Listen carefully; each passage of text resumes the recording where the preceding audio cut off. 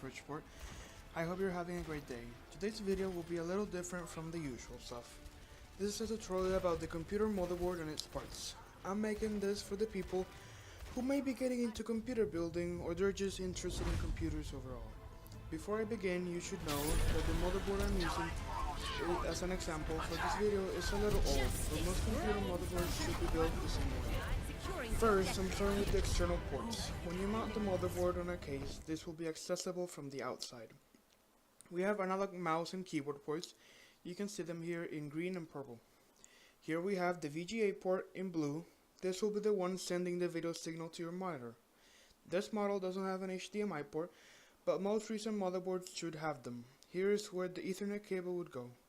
The USB ports, which you can use to connect mouses, keyboards, and other gadgets and accessories. And finally, the audio connectors. Now with the actual motherboard. This is an AMD motherboard, meaning that only AMD processors can be connected to it. Not every AMD processors can fit here, but that's a video for another day. This is where the actual processor should go. You have to watch out not to get any dirt in there, or it'll mess up your board. The RAM would go in these slots. I strongly suggest you at least have 8 GB of RAM in your computer. You must remember there's DDR4 RAM and DDR3. A DDR3 won't fit in a DDR4 slot. You have to check for the specifications on each product for any compatibility doubts you may have. You can visit PCPartPicker.com, not sponsored.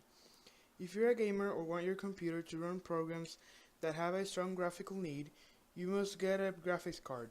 There's two main companies who produce these, NVIDIA and AMD. If you decide to put one in your computer, it will go in this blue slot.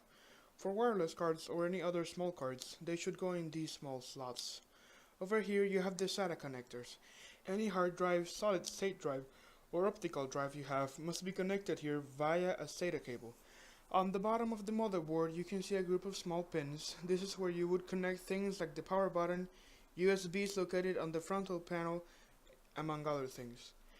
Here you got this other group of small pins used to connect your computer's fans. Aside from the CPU fan, which goes here as indicated, I recommend at least one fan as an exhaust.